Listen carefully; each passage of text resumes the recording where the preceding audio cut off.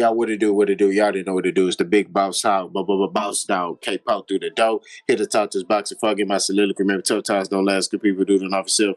Call them in if I like me be mad. A peak game. 84's on what's swing. Remember, that number to the minute hotline is 988. And don't forget, we clutched out. You know what we're talking about. It was just June 27th, a couple of days ago.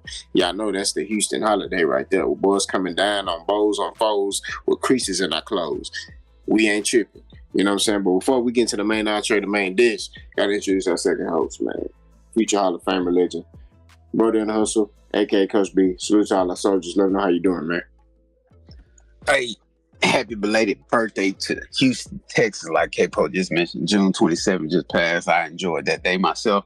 But it is what it is. We clutched up. We clutched out just like we always say. Y'all know we here to talk about that boxing. You about to spend the next 30 minutes to an hour with your two favorite hosts that'll never leave you in the dark about any post when it comes to the boxing scene that matters. You feel me? And y'all know what I'm finna spit at y'all next. Hey, God woke you up. He put breath in your body. Everything else is extra. Get up. Take care of you. Do what you got to do. Take care of the family. Now, with all that being said, I'm going to pass the flow back to K-Po.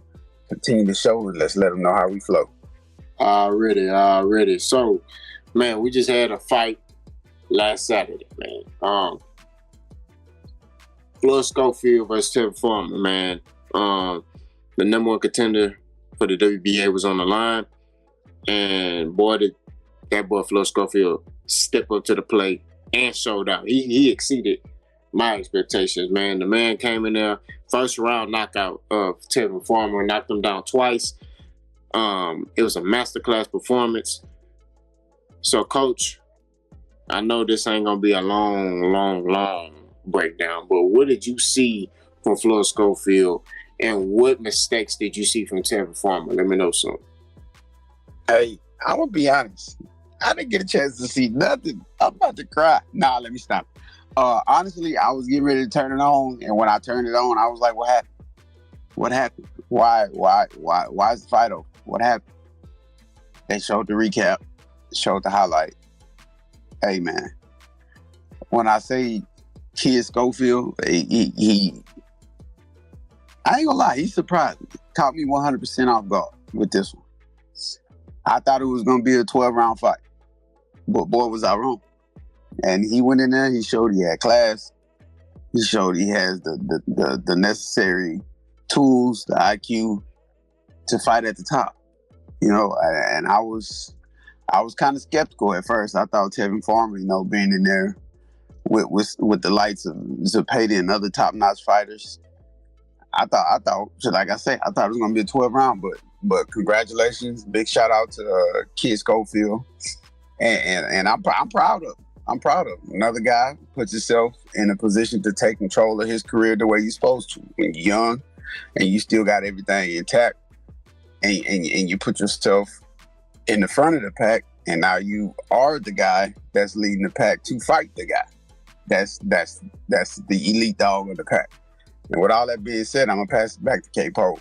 It was a masterclass performance, in my opinion, just like K-Po said. Again, congratulations to him. And we're going to go ahead and segue off to the next topic within this topic, another subtopic. So now that Schofield has beaten Tevin Farmer, he's now the mandatory for Gervonta Tank Davis. So my question to you, Coach, is do you feel like that fight will happen in the near future? And do you feel like he's ready for that type of opportunity? Let me know something.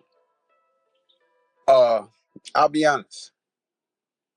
Just like we just talked about, the way he, showed up and showed out in the Tevin Farmer fight, I don't honestly, I can't pinpoint what he's ready for, because we didn't get a chance to see much out of him, but we seen a lot out of him in the Tevin Farmer fight. Now, am I saying he's ready for Tank Davis? I don't know. I can't say what he's ready for. I don't know what he's been doing in the back cave. You know what I'm saying? It looked like he's been doing a lot. He got his power. He understands who he's fighting. He looked like he understood what to throw. He looked like he understands who he is as a fighter. And I tell you, the most dangerous fighters are the fighters who understand who they are as a person and as a fighter. They know what to do. They know when to do it. They know when to execute. And like I say, I really can't pinpoint and say he's ready and he's not ready. at this point because we don't know. To go in there and do that to a guy like Tevin Farmer, who's seasoned, he's a veteran. He's been in there with other tough competitive fighters.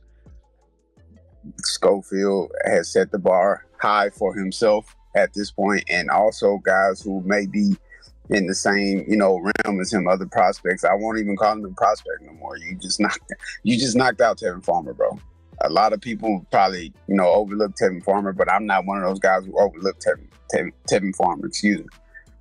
Because, like I said, he knows what he's doing. He's confident in himself as a fighter. He's been in there. He's seasoned. He's a vet. He's an OG. He knows what he's doing. And for you to deliver something like that to the boxing world, especially us real boxing heads, it says a lot. It means a lot. Again, to answer your other question, is Tank going to take this fight? I don't think Tank will take this fight because Tank is Tank, and I feel like I know what's going to come with this. I feel like we've seen this play out before. I feel like Tank is going to overlook it and not take this fight. Am I saying Tank shouldn't take this fight? No, because Tank is another guy who I feel like needs to do something about his resume. He needs to do something about his resume, and this is one of those fights that I think could help his resume. Is it gonna get him a bag? Probably not. Is it gonna get him, direct, straight into the Hall of Fame? Probably not. But is this a fight I think Tank should take? Yes, I do. It's not something he should skip over, but at the same time, it is Tank. He is in control of his own destination. He is in control of who he wants to sign a contract with, and it is what it is. I would like for this fight to happen, but do I think Tank will take this fight? No, I don't. Yeah, I agree. Truthfully, morally, as a boxing fan, I would like to see Tank take this fight to give this young man an opportunity. Do I feel like the young man is ready? Like you said, I don't know. Part of me is saying no. Part of me is saying yes. I'm undecided, right? Because he rose to the occasion. He was Tevin Farmer. I thought it was going to be a long, drawn-out kind of fight. That he was going to win, but I felt like he was going to have to go through some adversity in this fight because Tevin Farmer is a very good defensive fighter. And he blitzed right through that. He called zero blitzing, ran through that boy like diarrhea. So, but do I think Tank will fight him? No, because I think Tank is feeling the pressure from the boxing fans to fight the best fighters. And I feel like Tank is nearing the end of his career, so it's time for him to fight names. So I think Tank is going to look more to fight names. He's going to look to fight the racists. He's going to probably look to fight Devin Haney. He's going to probably look to fight Shakur, although I feel like Shakur's not ready. But he's a name. He got a belt. So I feel like that's what Tank is going to probably look forward to doing, than giving this young guy a chance. Now, if he can't get these other guys in the ring, it's going to force him to have to make that fight. And it's going to force him to have to fight a Floyd Schofield. His chances in that fight, as far as Floyd Schofield beating Tank, I give him a 20% chance. Mm-hmm. I look at Floyd Schofield as a guy who got power. I don't think he's mentally strong. And, Coach, we're finna get in the coach's corner. And I'm going to ask your input on this, too. When you look at a Floyd Schofield, you see a guy that got power, right? But he's a guy that if he can't bully you, then he don't know what to do after that. So I don't see him being able to bully Tank because the risk, he gonna feel that power and he gonna be like, what am I doing? And by then he probably gonna be on the ground. I ain't gonna lie to you. He gonna try to bully that little bowling ball from Baltimore, Maryland, and he gonna be on the ground. And he ain't gonna know what happened. Rolly tried to do that. He tried to bully Tank because Tank little. Next thing you know, his lights was cut off. Now he acting like he got allergies. His nose, he's sniffling. His nose all the way up in the sky. His eyes closed. He got allergies. I don't know if y'all 35 and up, that's when the allergies start getting in your nose when you're 35 and up. I never thought I would get allergies, but now I got them. Your nose start watering, your ears popping, your nose itching, your throat itching, pause. That's what Rolly looked like he had. He had a bad case of allergies that night when Tank cut his lights off. And that's what I see, the same thing with, Floyd Schofield. So part of me is like, I want Flo Schofield to kind of get that more experience to show he got more in his game. But, Coach, what do you see from a mental aspect? This is the coach's corner. What do you see from a mental aspect from Flo Schofield when it comes to his fighting style? Or you don't see anything at all because he hasn't been put in position to show his skill set? Let me know something. Again, directly, straight to the point. Direct answer. Again, for those of you who don't understand what happens when you get into the boxing world, your mental has to be at least 4 to 5 times stronger and more powerful than your physical. And if you're not 100% confident in what you choose to be as a fighter, if you choose to be a power puncher, you have to be mentally prepared to accept that you're just a power puncher and that's who you made yourself to be. And when you just a power puncher, you got to be able to take, pause, no freaky is in full effect at this point, another man's power. That's part of being a power puncher. You're going to have to go in there, you're going to have to high risk, hopefully high reward. That's the fight plan for a power puncher. Now, if you get in there with Tank and try to go blow for blow, like Capo said, hey, out here we got THC, we got Centerpoint and other energy companies. Hey, Mr. On Demand gonna cut your lights out. I'm sorry. It ain't no restoring. You can't come back. You can't renew your contract. You can't pay your past due balances. It's over with. You're gonna cut your lights out. You can't come back and get a rematch. You can't, close out and reopen another contract under another name. All that's gonna be over with. So with that being said, back to Schofield, I feel like he's a little timid within himself. Like Capo mentioned, if he can't bully you, he kind of tends to start thinking. His clock starts ticking a little bit faster. His mental is running faster than his physical. And we all know when you get ahead of yourself and your physical is not matching your mental, you tend to make mistakes. And when you make mistakes, you're going to pay. And that's not just with Tank, that's with any fighter. You get in the ring and you start letting your mind move faster than your physical, or your physical move faster than your mind. It's not on the same page. It's not in unison. It's not ticking together. You're gonna make those bad mistakes, those untimely, those unruly mistakes. Even without noticing, you're gonna do this unconsciously. And before you know it, you're gonna be unconscious, asking, what happened? I thought I was in the Vegas. I thought I was in the Vegas arena. Nah, pimping, that was 2 days ago. You've been at home for a couple of days now. You need to get right. You all right? We need to go get you, surveyed and examined for concussion protocol or what? You good? That's what's gonna happen. That's what happens when you not in unison with yourself when you get in the ring. Mental has to be above physical. The physical part, you work on that all the time.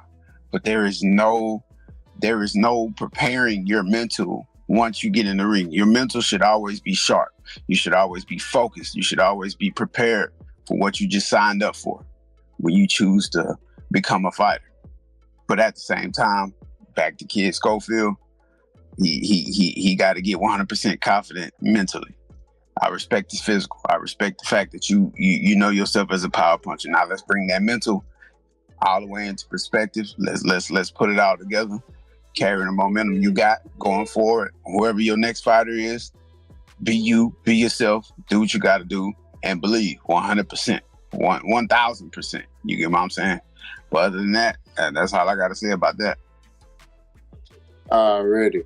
Now, if Flo Schofield don't get the Tank fight, there's another fighter within his weight class, within his realm, that he's linked to, and that's Abdullah Mason. Now, he's been offered a fight, a while back, and they turned the fight down. They talking about they need a little bit more money. But now, since he did what he did to Tim Farmer, now they're dismissing the fight. They're talking about, Abdullah Mason, he get hit too much. He need to patch up his defense before we fight him. So, Coach, what do you think about that kind of talking? Do you feel like that kind of talk is duck talk? Or do you feel like he got a valid point? Let me know something. Long denied. Point invalid. Makes no sense. If I'm Schofield and I just knocked out Tevin Farmer. And I backdoor and say my excuse to not fight Abdullah Mason is he gets hit too much. We want him to sharpen up his defense. Not making sense. That's contradicting, that's a contradicting statement right there, in my opinion. How do you not want to fight a guy like Abdullah Mason who you are saying gets hit too much? That's the advantage you want. Remember, as fighters, we're not looking to see what you're good at. We don't care about what you're good at. We're looking to take advantage of what you can't do well. And if you're saying Abdullah Mason gets hit too much and you're a power puncher, you should be chomping at the bit. You should be ready. Oh, this dude like to get hit pop. Hey, let's get this going right now, right here, right now. Let's not even wait. This is our calling. This is a match made in heaven. They say style makes fight, right? They say styles make fights, right? So his style intertwines with your style, and you have the positive in the matchup. Why not go for it? It sounds like duck sauce, duck talk, duck quack, all that stuff. It sounds like a duck to me. But I'm gonna go ahead and give you my opinion on this. He not beating Abdullah Mason. I don't care how much you think he get hit. He not beating Abdullah Mason. Period. Hey, man. He's not beating Abdullah Mason. Regardless of what your excuse is, he's not beating Abdullah Mason. I'm sorry. I have to see Abdullah Mason get beat before I say anybody can beat Abdullah Mason. Now, am I saying nobody can beat him? No, I'm not. But at the same time, I got to see it to believe it. And I'm going to leave that like that. I've been saying the same thing. Like Coach said, man, that's not your problem that Abdullah Mason get hit. That's not your problem. That's Abdullah Mason's problem. So if I'm a fighter and I can't get the top fights, I can't get Tank, we can be honest, he's at the tail end of his career. He's 30 years old. So I'm going to look to get that other young bull because we the next up. Mm-hmm. It's not my problem that he get hit too much. He got to figure that out. That ain't my problem. Why would I sit there and care about him getting hit too much? That makes no sense to me. So that's duck talk. That's an excuse. Abdullah Mason, I don't think he get hit too much. I think it's an excuse.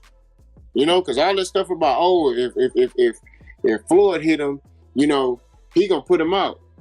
I've seen Abdullah Mason battle tested. He got dropped, by Vasquez twice. The dude with the reverse ball fade, that haircut was crazy. I ain't gonna hold you. I keep thinking about it every time. But tripping, man. But I seen him fight through adversity. He didn't get reckless. You saw him thinking in there. What did he do after that dude? What did he do after the 2 knockdowns? He stopped them. But it wasn't reckless. It was tactical. It was strategic. You get what I'm saying? And when I look at that matchup, I'm favoring Abdullah Mason all day, every day, by stoppage. Let me say that again for the slow people in the back. I'm picking Abdullah Mason to stop that boy, man. That's what that is. I'm picking him to stop Floyd Schofield. It won't be nothing that man can do.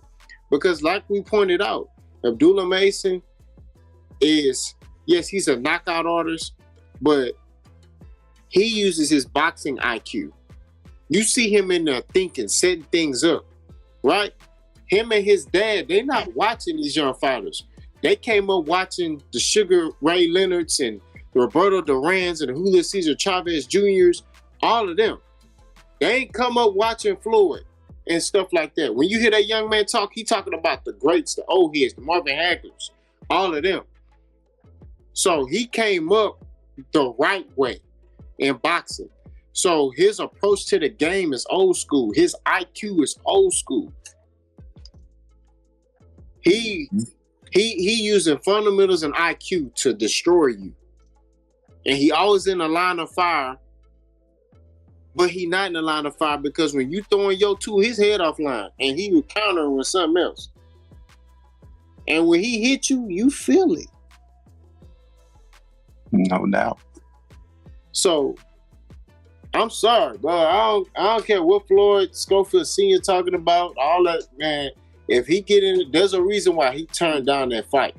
He get in there with Abdullah Mason. I'm telling you, your son ain't gonna be here too much longer. That's all I gotta say. We're gonna segue off into the next topic. Now, a fight got made, man. That I didn't expect to get made. I'm not gonna lie to you. Shout out to Bill Haney and the Haneys for doing this. Brian Norman Jr. versus Devin Haney will happen in November in Saudi Arabia. I was applauding this fight. Now, granted, I wish it was in America because I don't like how them boys, them sheets be sitting there quiet with their hand under the sheet. I don't know what they doing in there. It be real quiet. They just got their hand under their sheet and they just sitting there. Dudes punching on each other and they just sitting there quiet. It's weird. Don't understand it. But that's a whole nother topic. All I'm saying at the end of the day, the fight got made. Coach, how you feel about this fight get made? Did you think this fight was going to get made? And who do you guys the winner? Let me know something. Man. I gotta eat my words right here. Cause I just said a couple podcasts ago, Devin Haney gotta do what he gotta do until he get the opportunity. And lo and behold, a week and a few days later, here we go. The Haneys then found their way back into the mix. Now that you back in the mix, I don't know what you finna do. Cause remember, boxing is a sport that always goes off of what have you done for me lately. And the last time we seen Devin Haney, footwork was awesome. Superb. That boy was in there doing the Jackson 5. And anybody that know the Jackson 5, you know who the lead dancer is. R.I.P. to one of the greats, Michael Jackson. He had that footwork. And I believe if Michael Jackson was a boxer, it'd be hard to catch him. And that's what that Devin Haney displayed. It was hard. It was hard for his opposition to catch him. And now that you're going in the ring with a Brian Norman Jr., I don't think Devin Haney running around for 12 rounds, throwing 10 punches or 12 punches per round will get the job done. You will lose if that is going to be your tactic. And I'm going to keep it going. I'm going to keep it flowing. You will lose if you choose to step to Brian Norman. So I honestly am going in the opposite direction, and I'm picking Brian Norman to beat Devin Haney. It don't matter if it's by stoppage or 12 rounds. I need to see in the ring what Devin Haney is going to do to bolster himself back into the limelight. You got the fight. So the light back on. We see you now. You ain't in the dark no more. But what you gonna do that's different? Because honestly, I don't even think the Devin Haney of old will beat a Brian Norman Jr. Number one, because why? Brian Norman is going to come forward. And Devin Haney has nothing to stop him from coming forward. So now you have to resort to your PF flyers. And I know that's old school. Some of y'all, that's going to go over some of y'all head. The PF flyers, if you ever watch Sandlot, Benny Rodriguez, when he put them on, he pickled the beast and he outran the beast through the whole neighborhood, through the whole city. That's what Devin Haney going to do. But I don't think Devin Haney going to have the right PF flyers on. He going to get caught. He going to get caught in one of them corners. He going to get knocked down. I don't think he going to get knocked out, but he going to get knocked down and he ain't going to be able to recover. But again, shout out to the Haneys. I don't give them shout outs too much. I got to respect the fact that he said, forget it. Forget what everybody talking. I don't need another tune-up. I don't need another fight to get my mental right. I'm ready and I'm ready now. And he chose to step to somebody like Brian Norman, who's on a hot streak right now. You know what I'm saying? Once you get on a hot streak in boxing, it's kind of hard to be slowed down. You know, it takes a special kind of talent, or just you having a terrible, terrible night to kill a hot streak in boxing. But at the same time, again, I didn't see this coming. I didn't expect it to come out. I didn't expect it to happen. I didn't expect Devin Haney to be in the ring with a relevant name so soon. And here it is. We got it. But at the same time, this is Devin Haney's time to prove me wrong. This is Bill Haney's time to prove me wrong. This is both their time to prove the whole boxing community, real boxing heads and casual fans. This is their time to prove everybody wrong. But right now, I'm taking Brian Norman Jr. in this fight. Like I say, I got him unanimous decision, 12 rounds, and I got him either or by TKO or referee stoppage. I'm just rocking with Brian Norman Jr. right now because I don't see Devin Haney with the right mindset. This is a mental thing for me, not skill set. He got the skills. He got the skills to box for 12 rounds, but I didn't see that in his last fight. I still don't think he's mentally prepared to get in there with somebody like a Brian Norman. I thought he should have took another tune-up fight before he got in there with a big name, but at the same time, he chose to skip and say F what Coach B talking about, F what Brody on the Hustle talking about, F what everybody else talking about. We finna get in there with somebody who is lethal, somebody who is relevant, somebody who is on a hot streak, and we want to prove y'all wrong. And like I say, if Devin Haney get in there and win, I'm not too scared to get back on here on Clutch Factory and say, boy, was I wrong. And I'm going to state everything why was I wrong. I'm going to say it. I'm my own mouth. You ain't got to come to me, oh, Coach, you was wrong. We didn't. No. When I'm wrong, I'm wrong. If I'm wrong, I'm going to say I'm wrong. But if I'm right, I'm going to say I'm right too. All right. But again, shout out to Devin Haney. Shout out to Bill Haney for getting themselves back in position. They got the light back on. Now, will they get the limelight to shine back on them as it was before the Garcia mishap? I don't know. This is a great opportunity to do so. You get a chance to hopefully it's for the belt that Brian Norman just, received, that he just got. And hopefully it all makes sense for the future for the Haneys. But I got Brian Norman in this fight all the way 100%. 12 round or knockout. I got Brian Norman. I got Brian Norman body bagging and toe tagging Devin Haney. This is a very dangerous fight. Okay. Very, very dangerous fight. I second what Coach B said. I did not think that man was going to take this fight. I kind of think he got put in a tough position to take this fight. If he does, if he does pull this off, you're going to see me front and center. Me and Coach B, we stand on our 10. So if we wrong, you're going to see both of us on here talking about, hey, man, we was wrong about Devin Haney. This is kind of make or break for Devin Haney, though. I mean, when I say it's a dangerous fight, I'm not saying this just to be saying this. Y'all forget Brian Norman knocked this Asian dude memory loss. This man don't remember what he did 2 months ago. This man knocked his memory out, bro. You know what I'm saying? So, I'm saying, the man don't remember nothing. He don't remember the fight. He don't remember training camp. He don't remember nothing. He took 2 months off that man's mind. 2. You know how hard somebody got to hit you to remove that off your mind? All the sacrificial days. Some fighters, they don't even spend time with their lady in training camp. They withhold. He didn't remember that. So, Devin Haney, hey, man, I wish the best for you. I really do. You know what I'm saying? I applaud you for taking this fight. I'm going to throw a round of applause right here somewhere in this part of the video.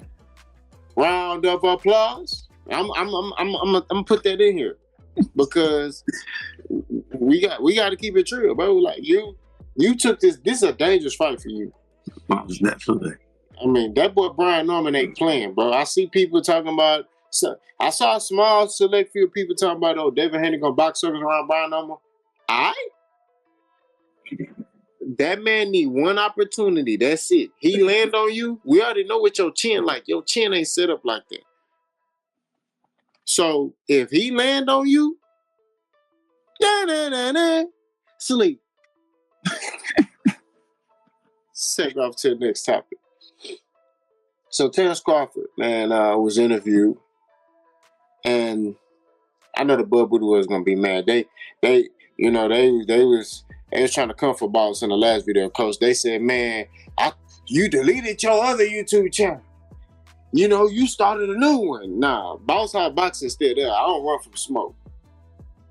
But this is me and Coach B channel right here, right? Coach B came into the boxing game, and I want y'all to see this man boxing knowledge because he know a lot. You know what I'm saying? I want y'all to see this man's boxing knowledge. And y'all know this. I don't barely talk when we shoot together. Pause. I let this man talk the most because I want y'all to really see how brilliant this man is, bro, as a coach. And his boxing mind, how he sees stuff. You know what I'm saying? This both our channel, but I really want y'all to see. That's why when I used to go live, I used to let him shine because I want y'all to really see how this man be moving. You know what I'm saying? His boxing knowledge and how he breaks stuff down. But Coach, Terence Crawford sat there and said that Canelo ain't fought nobody. Mm-hmm. He said everybody he fought was old, and the times he stepped up, he lost. Right? So he's talking about Floyd Mayweather and Dimitri Bivol. That's what he's saying. He said the times he stepped up and fought, he lost. He also said Canelo ain't fought nobody since 2002. Now, I want you to pay attention to that. In 2000, Canelo Alvarez was born in 1990. So if I do my math, 2002, he was 12, right? He wasn't even a pro fighter yet. So I just want you to pay attention to that. He said 2002, okay? And he said that Canelo's fighting the best fighter that he's ever fought in the world in Terence Crawford. And also, I know this is a lot. Terence Crawford also says if he beats Canelo, he will be the GOAT of boxing, period. He will be on that Mount Rushmore. So, Coach, I just said all those things. The floor is yours. It's your time to shine, time to eat. I'm going to sit down here and just eat. I'm going to get some popcorn, man. I'm going to let you do your thing and cook. This is the Coach's Corner with Coach B. Coach, put your chef hat on. Let them know what's going down.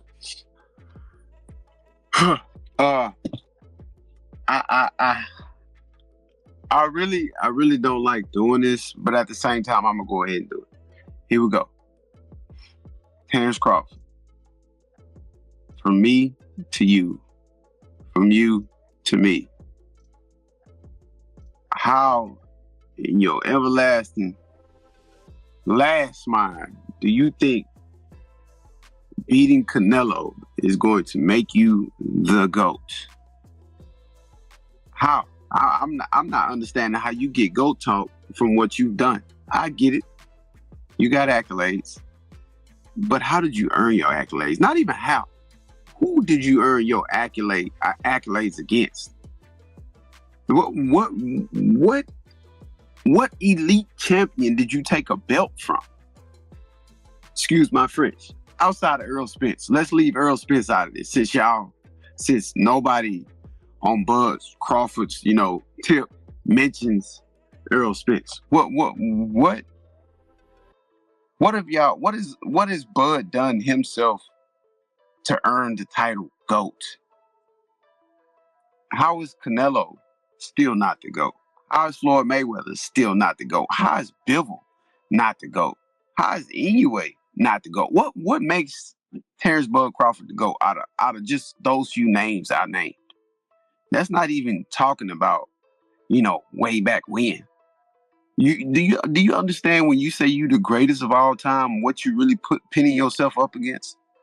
I don't think Bud is clearly understanding the concept of being a GOAT. And there's other names that I've said this before. There's names that won't be even mentioned in the GOAT conversation that got better resumes than him. Like I said before, Rolly Romero has a better resume than Terence Bud Crawford. And if you don't believe me, get on BoxRec and look. You ain't got to get on BoxRec. Just Google it. I believe, hell, Ryan Garcia's resume can outmatch Terence Crawford's resume. You only got an Earl Spence on there, brother. And I'm not taking nothing away from Gamble. I'm not taking nothing away from Porter. I'm not taking nothing away from Khan. I'm not taking nothing away from any of those guys he did fight. Lundy, Horn, and whoever you want to name. Postal. I'm not taking nothing away from them. But at the same time, those names hasn't made anybody else a GOAT, so why should it make Terence Crawford a GOAT? Them names didn't even make themselves GOAT, so how do you get to scream the word GOAT if you beat a Canelo? And let's say you did beat a Canelo. What you gonna do next? Retire? Ride off into the sunset? Get scared and say you beat Canelo? No. Like I said before, if you really want to be the GOAT, if you beat Canelo, guess what?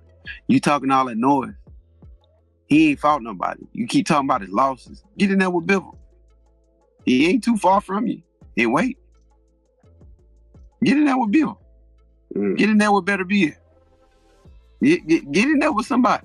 Yeah, Capo said it before. Get in there with get in there with the Benavidez, not Jose. Dave. Get in there with Dave. Be a real GOAT. Be a real GOAT. Because like I say, I ain't got nothing against what you do in the ring. But at the same time, when Terence Crawford retires, I'm going to look at his resume and be like, why am I putting you in the Hall of Fame, sir? Because you beat Canelo? When both of y'all really on your last leg? Okay. But let's flip the coin. What happens when Canelo beats you?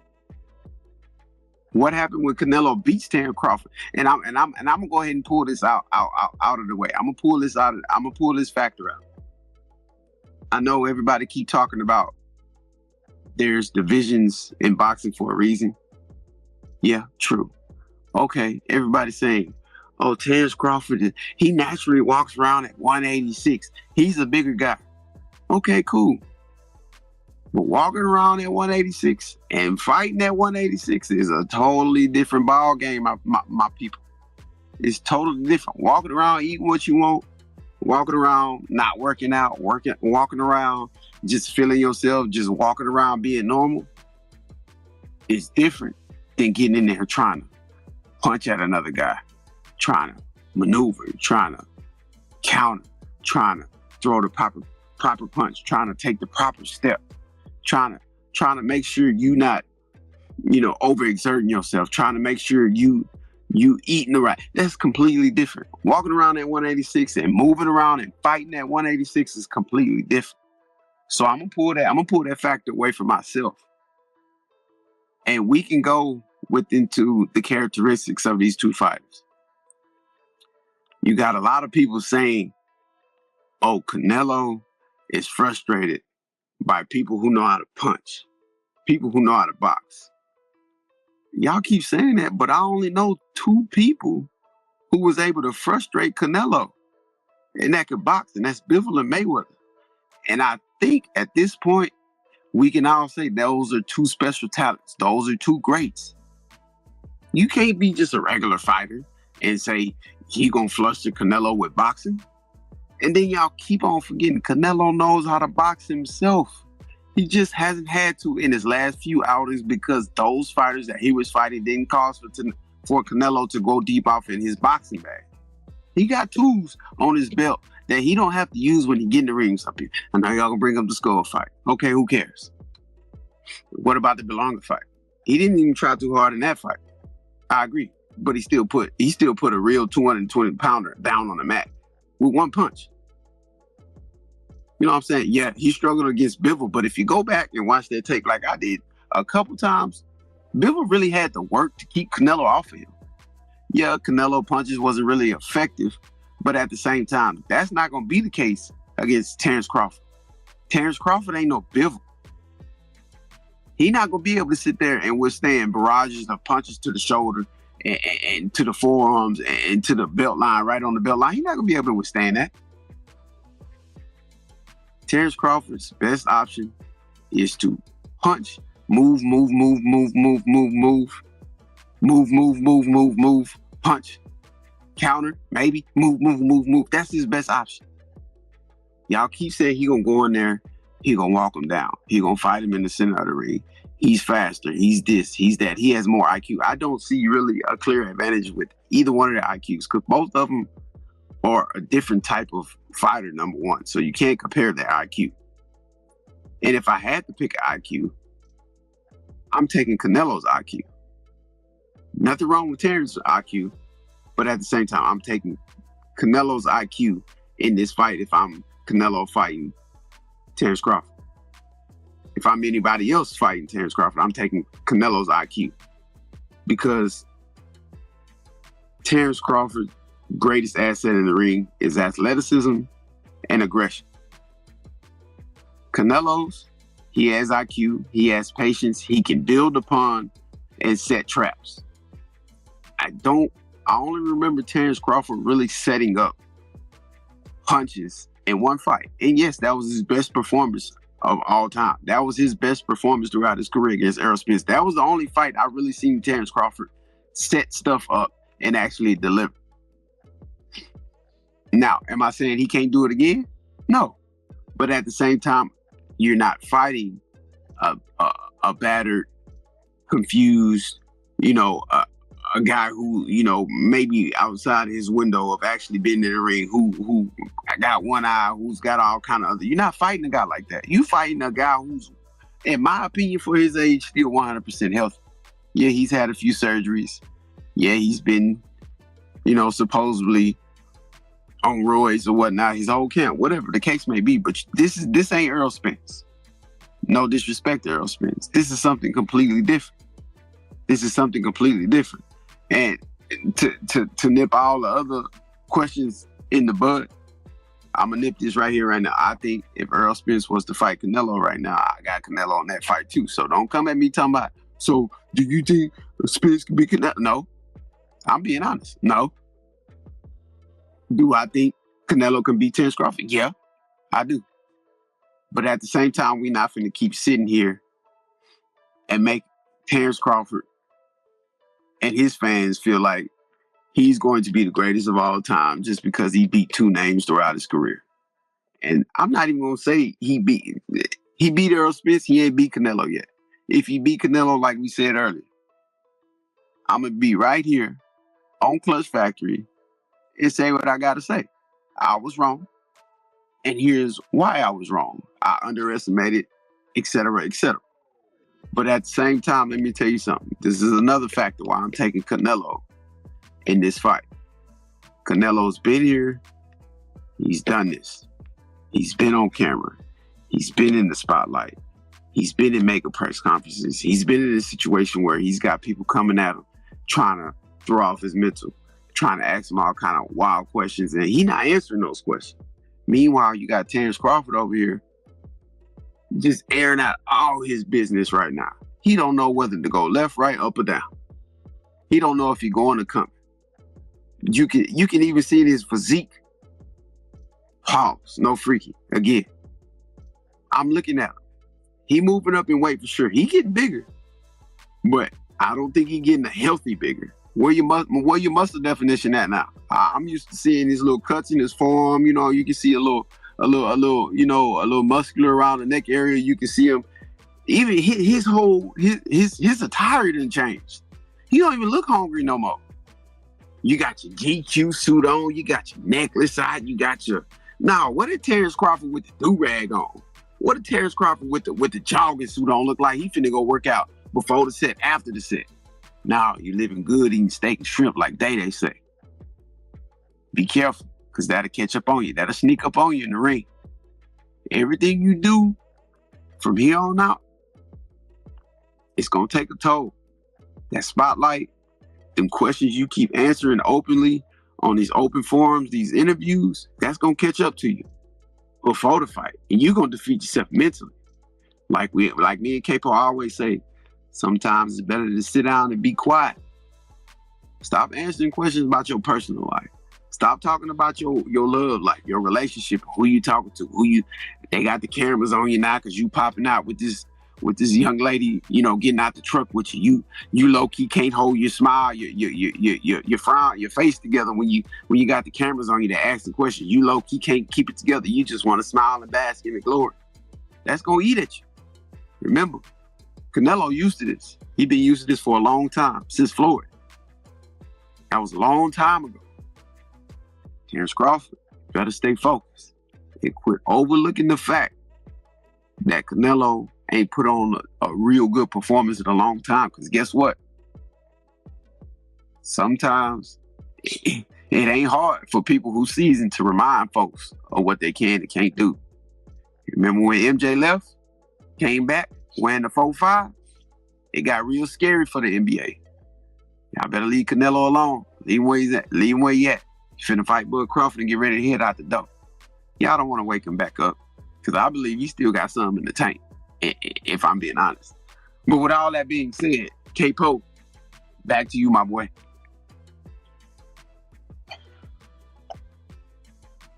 Man, buckle up. It's not going to be long. Maybe 2 minutes. I don't know. Just depends on how I'm feeling. Terence Crawford is a great fighter. We always say that. Everybody says that. He don't have the resume. All we're saying as boxing fans, we want him to go through the fire. That's it. We want to see him in there with top competition. And we're tired of seeing him kind of wait and then get an opportunity. Right? But let's stay on topic. The Canelo fight. If he beats Canelo, will he be the GOAT? No. He don't have the resume to even be in the conversation. Now, I would say this will put him maybe top 15, maybe top 10. But to sit here and put him over a Sugar Ray Leonard, or Oscar De La Hoya, who fought everybody, a Bernard Hopkins, a Andre Ward, a Floyd Mayweather, a Roberto Duran, and Marvin Hagler, the Tommy the Hitman Hearns, those guys, that era, I can't do that. Because they fought each other, they fought top fights, they was willing to do whatever. And I'm not gonna lie, I don't see that all the time from Bud. And I know the Bud buddy's gonna get mad. What you mean? What you mean, boss hog? He couldn't get the fights. They didn't want to fight him. Go where the smoke is at. If I want to fight you, I'm gonna go where you at. If I work at McDonald's, you work at Burger King, I say, hey, and we in the same parking lot, and I say, hey, meet me in the middle, and you say, no, I'm going to Burger King, and we gonna fight in Burger King. That's what we gonna do. I'm gonna go over there, whoop you at your job, and leave. That's what's gonna happen. And Terence Crawford did not do that. He stayed over there at McDonald's, standing on the front seat. Hey, I want to whoop all of y'all. I want to whoop all of y'all. Y'all just need to give me a shot. Give me a shot. Well, come over here. No. Why do I need to come over there? We should be able to work together. No, that's politics. So all I'm saying at the end of the day is that we just want Crawford to boast up his resume. This does not make him the GOAT because he beats Canelo. This not even the best version of Canelo. I'm not going to lie to you. Canelo been going tooth and nail. Now, granted, it's been bigger fighters, but he went tooth and nail with a lot of these bigger guys. He's not the same. And I know y'all going to say, oh, you're making excuses. No, it's just facts. Look at Canelo's last 5 fights. If you know boxing, you know Canelo, you watch Canelo, his whole career, there are guys that he fought recently, old Canelo would have stopped. I'm talking about viciously, aggressively stopped. You know what I'm saying? So, I just think that, Crawford, man, is a heck of a fighter. He might have bit off more than he can chew in this matchup. And I got a video coming talking about this because y'all Bud Buddies try to sit here and try to disprove everything that we saying. There's a video that I got, Coach, where Terence Crawford is sitting there saying that, hey, 154 is my cap. I'm not even thinking about Canelo. I seen it too. He said, I'm not even thinking about him. He too big. Them dudes up there too big. Now all of a sudden he can beat him. You want to know why he think he can beat him? Because Mr. Turkey Combs whispered in his ear, my brother, but they couldn't. You get the little whisper in that man's ear. That boy. My bad. Oh, man. He whispered to that man, bro, and he told him, hey, man, I give you, $10 million. Just go and fight that man, bro. You my favorite fighter. Y'all forget that. Terence Crawford's Turkey Cone's favorite fighter. So he gave that man that bread. He fought Canelo. Canelo sold his soul for $1, turned to a prostitute because Turkey threw $200 million at him, and that's what that is. Both of them went back on their word. So when you analyze this fight, man, I don't really care for it. I'm not watching it. I don't know if coach is watching it, but I ain't watching it. I don't care. But if I had to go my boxing logic, Canelo. Who do I want to win? Terence Crawford. Coach, you got anything else? Nah, that'll be it on me, bro. That'll be it. I ain't got nothing to say. I probably watch the highlights, but I don't. It's not something the boxing world needs. It's not something that's gonna make a difference. It's not something that's gonna bring the real back to the sport. It's not something that's gonna, you know, even mean anything at the end of the day on either one of their careers. You know what I'm saying? It's not gonna help Canelo, become the ultimate GOAT. It's definitely not gonna give Crawford GOAT status. It's just another fight, in my opinion. We don't need it, but we got it. But at the same time, I'm not interested in it. But at the same time, the people want us to talk about it, so we're going to talk about it. Exactly.